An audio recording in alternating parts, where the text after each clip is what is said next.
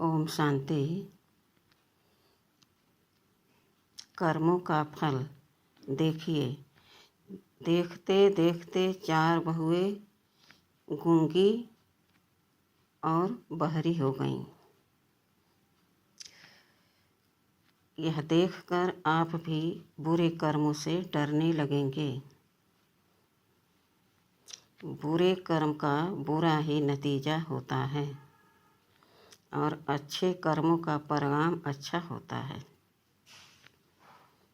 एक गांव में एक माताजी रहती थी। उनके 4 बेटे 4 बहुएं थी। समय पा करके उनके पति गुजर गए। वह माताजी भक्ति भाव में इतना रमी रहती थी शुरू से कि बुढ़ापे में भी उनको जरा सा भी भगवान के प्रति आलस नहीं था। वह रोज नित्य सुबह उठती, गंगा स्नान करती, भगवान का भोग बनाती, फिर तुलसी दल डालती और पूरे मोहल्ले को बांटती। फिर वह कुछ अपने मुख में डालती। धीरे धीरे समय बीतता गया। पति तो गुजर ही गए थे। अब उन 4 बेटों और बहुओं का ही सहारा था माताजी को। 4 बहुएं जब बैठती तो एक ही बात करती। यह सास जो है बहुत खर्चीली है। जब देखो तब दान पुण्य, कहूँ कन्याओं को खिलाती तो कहूँ पंडितों को बुलाती, हमेशा खर्चा बढ़ाए रहती है। ऐसा करा जाए कि इसको अलग कर दिया जाए। अब वह अपने पतियों से कहने लगी, सुनो जी, मेरे बच्चे बड़े हो रहे हैं, उनको पढ़ाना लिखाना है, सर्विस के लिए पैसे जुटाना है कि कहीं लगे तो कुछ दे ले करके सर्विस लग जाए, फिर शादी करनी है। हमारे पास बहुत सारे काम हैं, हमें बहुत सारे धन की आवश्यकता है। पतियों ने सहमति भर दी, हाँ बिल्कुल ठीक कह रही हो। तो बोली, तब देर क्यों कर रहे हो? यह जो माता जी हैं तुम्हारी बहुत खर्च करती रहती हैं। आधा धन तो इनके में चला जाता है, हर रोज खर्च करती हैं। बिना सोचे समझे कि हम लोगों के पास भी अपना खर्च है, क्यों नहीं इनको अलग कर दिया जाए। पतियों ने स्वीकार कर लिया और एक दिन गांव को सरपंच को बुलाया गया। यह निर्णय हुआ कि 5 हिस्सा कर दिया जाए। बंटवारा हो गया। पंचोले बांट करके घर चले गए। बहुएं बड़ी खुश। माता जी को घर न देकर एक सामने झोंपड़ी थी, उसको दे दिया गया। माता जी खुशी खुशी उसमें रहने लगी। सुबह शाम तो उनका मंदिर में ही बीतता। केवल सोने के लिए झोंपड़ी में आती, बाकी सारा समय भगवान के ध्यान में लगी रहती।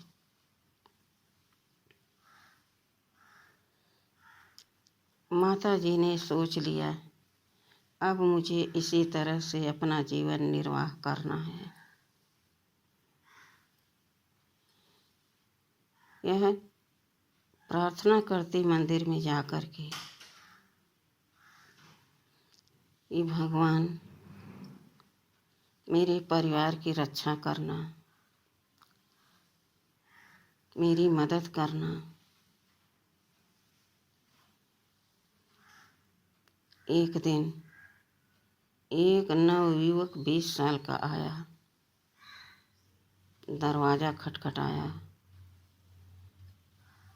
माता जी ने दरवाज़ा खोला।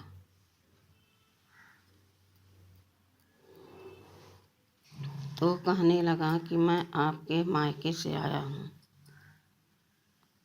मेरा नाम किशन पाल है। पता चला पिताजी को कि आपको सबने अलग कर दिया है, तो आपकी मदद करने के लिए मुझे भेजा है। माता जी ने कहा, आप मेरे मायके से आए हो, लेकिन हमने आपको कभी देखा नहीं। माता जी ने कहा, तो तुम कौन हो? तो वह युवक बोला, मैं तुम्हारे भाई का पोता हूँ, और उन्होंने कहा है कि जाओ उनकी मदद करो, उनको जो ज़रूरत हो वह ले जा कर के रोज़ दिया करो। इसलिए मैं तुम्हारे लिए भोजन, अनाज सामग्री, फल फ्रूट सब लेकर आया हूँ, दवा भी लाया हूँ। तुम जरा भी चिंता मत करना, मैं हर रोज़ तुम्हारे लिए सब कुछ लेकर आऊँगा।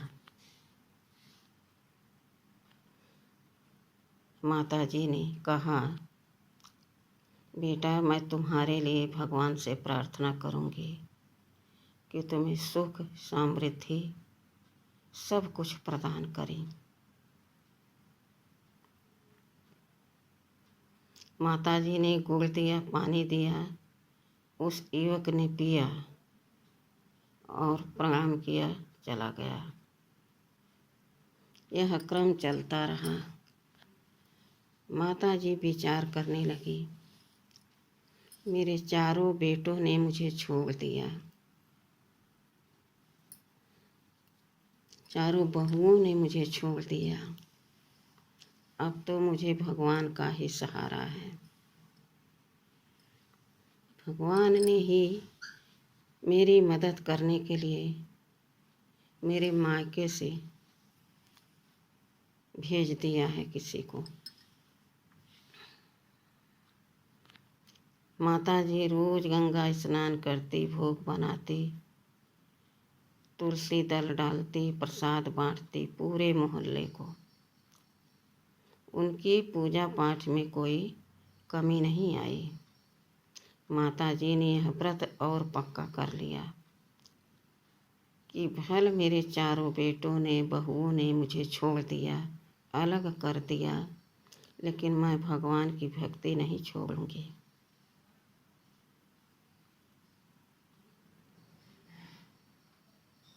जब माता जी एक दिन प्रसाद देने गई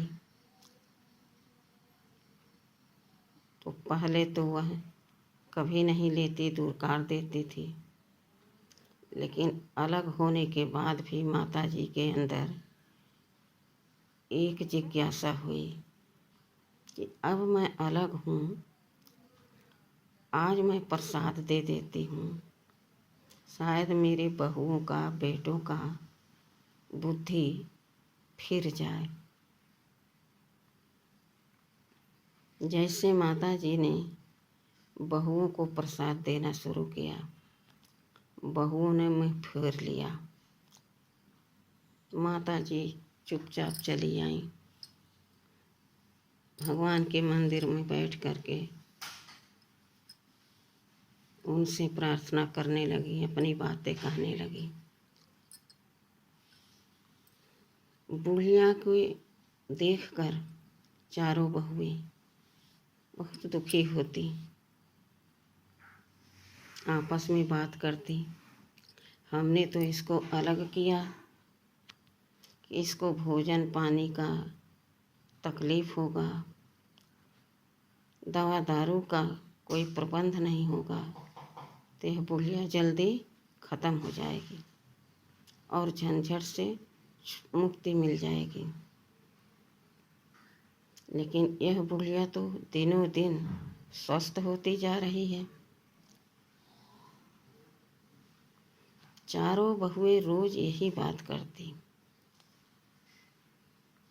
एक दिन चारों बहुओं ने कहा,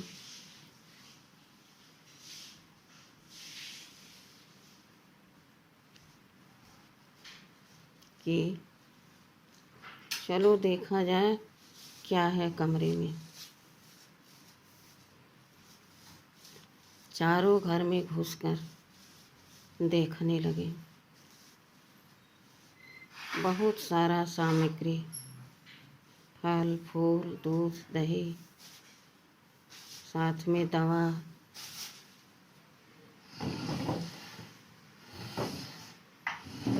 सब कुछ वहाँ पर्याप्त था। यह देखकर सब चौंक गए।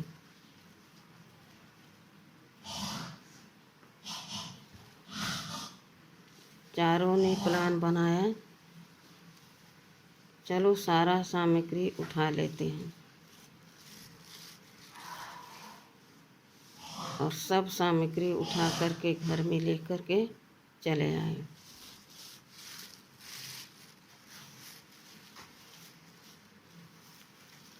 सब बड़े खुश हुए, अब तो कुछ नहीं है झोपड़ी में।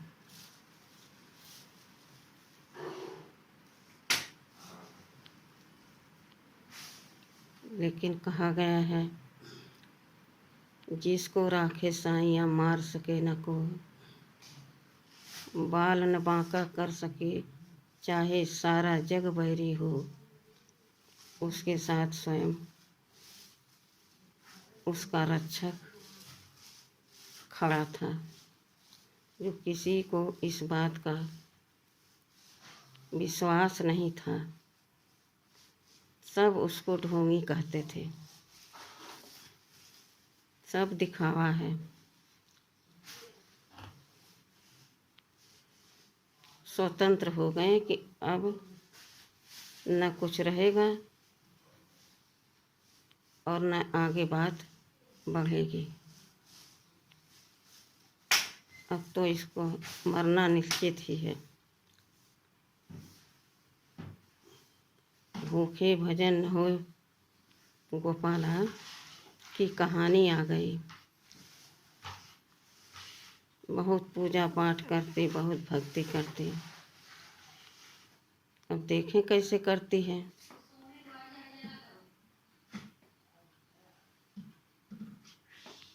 इधर किशनपाल सारा सामग्री ले आकर के फिर से रख दिया।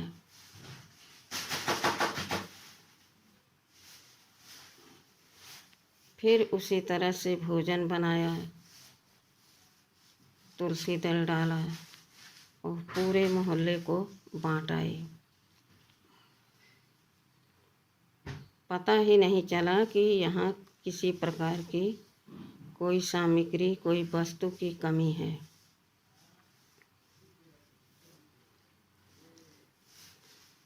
फिर से विचार चलने लगा, कुछ तो था नहीं, फिर भी तंदुरुस्त और खुश है। विचार करते करते एक दिन फिर से प्लान बनाया।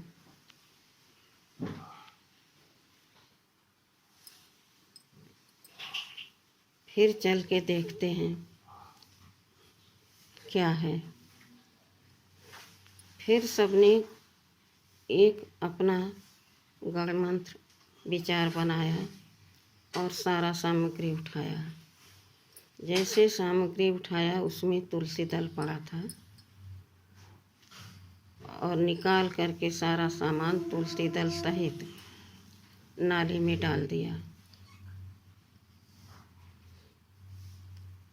तभी ऊपर से एक रोशनी आई।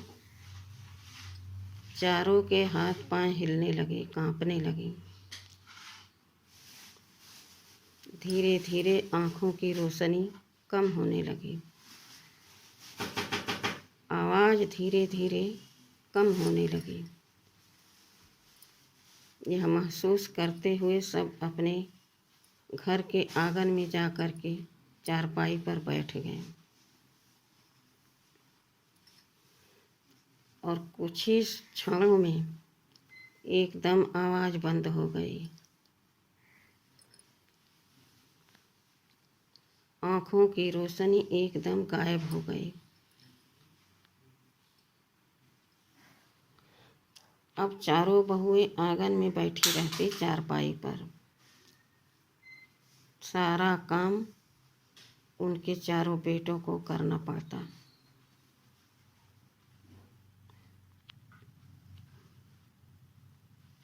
बहुत दुखद अवस्था आ गया।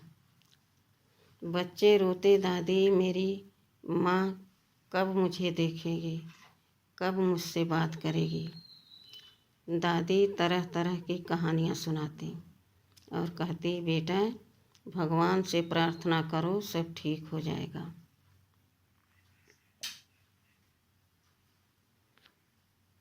इस तरह से अपने घर में सब पड़े रहते।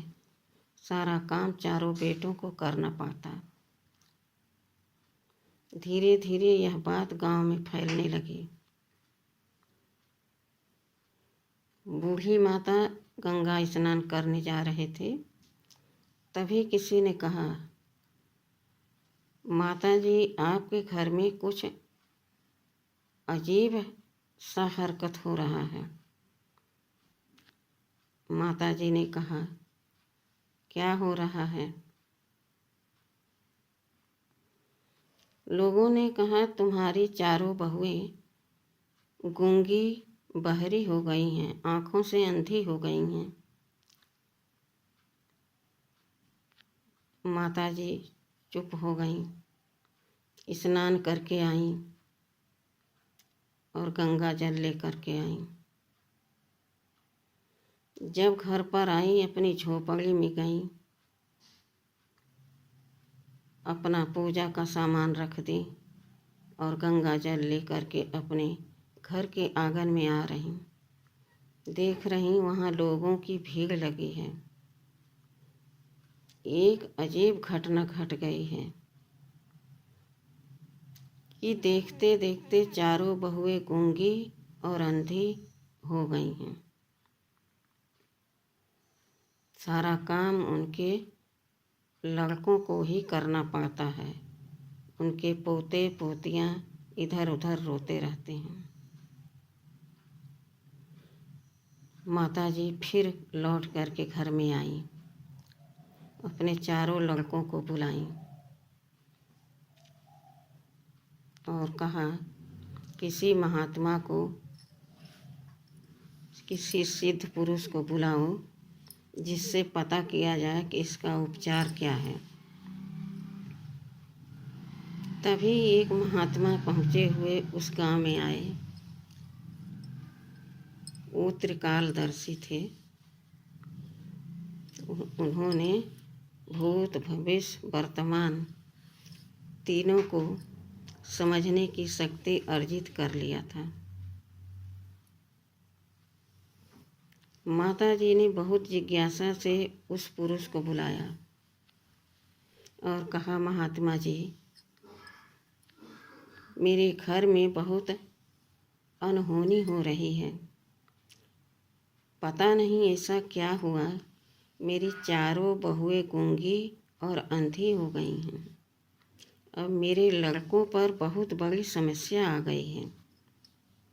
कृपया इसका कोई निदान बताइए। महात्मा जी ने कहा, माता जी, आप बहुत तपस्विनी हैं। आपकी बहुओं को अच्छा नहीं लगता। आपकी बहुओं ने आपके प्रसाद का मजाक उड़ाया, तब कुछ नहीं हुआ। क्या ये सच है? माता जी ने सर हिलाते हुए कहा, हाँ महात्मा जी, पर यह स्थिति मुझसे देखी नहीं जाती। महात्मा जी ने कहा, आप चिंता न करो। आप गंगा स्नान करके आओ और गंगा जल लेकर आओ। तुलसी दल डाल करके भोजन बनाओ और छोटी छोटी कन्याओं को पान कराओ। स्वादिष्ट भोजन, उनको दान दक्षिणा दो।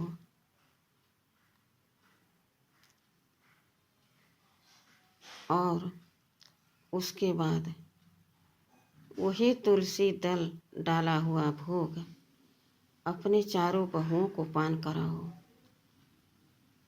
तो फिर से आपकी बहुएं आवाज़ में आ जाएंगी, आँखों में रोशनी आ जाएगी और सब कुछ ठीक हो जाएगा। माता जी ने कहा, अवश्य करेंगे हम। चारों बेटों को बुलाया, उनको समझाया और कहा, बेटा इसकी तैयारी करनी पड़ेगी। चारों बेटों ने 5-5 कन्या को बुलाया। वो नन्ही नन्ही प्यारी प्यारी कन्या, खूब स्वादिष्ट मेवा मिष्ठान तुलसी दल डाल करके भोजन बनाया। कन्याओं के लिए फल, वस्त्र, दक्षिणा और भोजन कराया, दान दिया। उनके चरण स्पर्श करे। कन्याओं ने आशीर्वाद दिया। माता जी ने कहा, हे देवियों, हमारी चारों बहुएं अंधी गूंगी हो गई हैं। उन्हें आशीर्वाद दो कि वह स्वस्थ हो जाएं, उनकी रोशनी लौट आए। उन कन्याओं ने सर पर हाथ रख के माता जी को आशीर्वाद दिया। फिर उन्होंने भोजन को मोहल्ले में बांटा। उसके बाद वही तुलसी दल डाला हुआ प्रसाद अपने हाथों से माता जी ने पान कराया चारों बहुओं को। धीरे धीरे चारों बहुओं की आवाज़ आने लगी, आँखों में रोशनी आना शुरू हो गया और गंगा जल पिलाने लगी। गंगा जल पीते ही उनके कंठ खुल गए, आँखों में भरपूर रोशनी आ गई। अब वह आँखों से माता जी को देख रही हैं कि सामने माता जी हमारे थाली लिए हमें भोग पान करा रही हैं।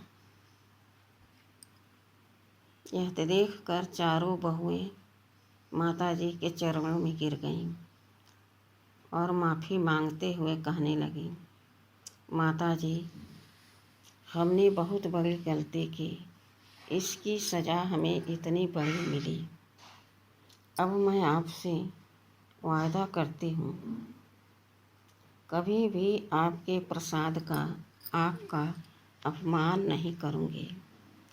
आप जितना चाहो उतना धन खर्चा करके सबको प्रसाद बांटो, भोग लगाओ, कन्या खिलाओ, दान करो, हम आपके साथ हमेशा रहेंगे। अब आज से आप हमारे साथ रहेंगी। आप अकेली नहीं रहेंगी। जब तक आप पूजा करेंगी मंदिर में, तब तक मंदिर में रहिए। उसके बाद आप मेरे साथ इस घर में रहेंगी। माता जी बहुत खुश हुई और भगवान का लाख लाख शुक्रिया धन्यवाद करने लगी। चारों बेटे माँ के चरणों में गिर गए, कहने लगे, माँ, मुझसे बहुत बड़ी भूल हुई जो मैं इन चारों पत्नियों के कहने में आ गए, तुम्हारा अपमान किया और इन चारों बहुओं ने तुम्हारा प्रसाद चोरी करने गई कि क्या सामग्री है उठा ले आए, और जैसे तुलसी दल दिखा तो नाले में फेंक दी। इसका परिणाम यह मिला कि गूंगी और अंधी हो गई। आज से मुझसे कोई गलती नहीं होगी। बिना आपके सलाह के मैं एक कार्य नहीं करूँगा। माताजी ने भगवान का धन्यवाद करते करते भाव विभोर हो गईं। प्रभु, आप कितने दयालु हो। इतने बड़े बड़े अपराधियों को आप कुछ ही क्षण में माफ़ कर देते हो। जो माफ़ी के लायक नहीं होते हैं।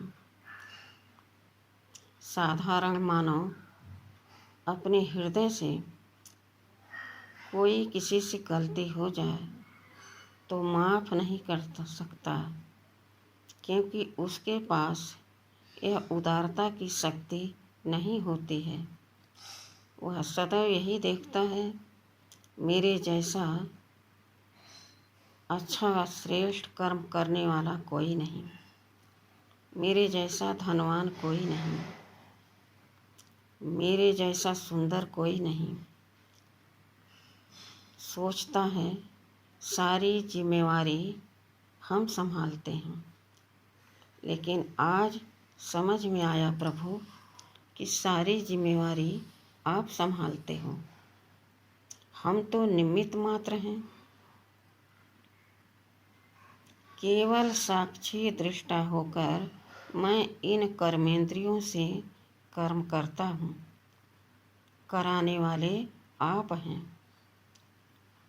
और फल देने वाले आप हैं। जैसा जो कर्म करता है वैसा उसको आप फल देते हो। आप कितने दयालु हो, कितना उदार चित्त हो। तभी लोगों ने कहा, माता जी आप क्या सोच रही हैं, आप कुछ कम नहीं हैं। इतनी कृपालु दयालु, इतने अपराधों के बाद आपने उनसे घृणा नफरत नहीं किया, उनकी भलाई करके उनका उद्धार कर दिया। भगवान से विनती करके आपने उनको इस दुख से छुड़ा दिया, इस दुख से मुक्त कर दिया। यह है कर्मों का परिणाम। चाहे बुरा कर्म हो, चाहे शुभ कर्म हो, फल तो सबका हमको मिलना ही है। समझ में आया होगा कि हमें आवेश में आकर के, धन के मद में आकर के, शरीर के मद में आकर के, सुंदरता के मद में आकर के किसी का अपमान नहीं करना चाहिए।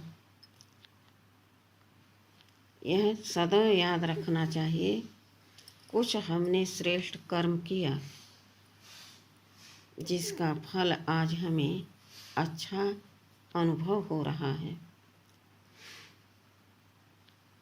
लेकिन जब आपके बुरे कर्मों का फल आपके सामने आएगा तो आंसुओं से अपने चेहरे को धोते हुए, अपने अंदर आत्मा को कोसते हुए,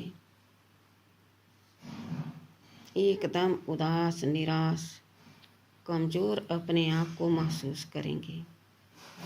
तो आप वही तो हो।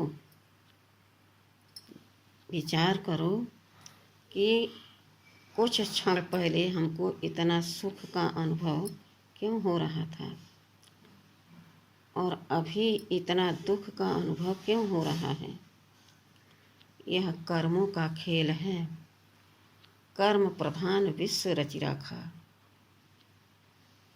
जो जस किया वस फल चाखा। तो हमें इस कहानी से, इस वीडियो से सीख लेनी चाहिए। अच्छा, ओम शांति।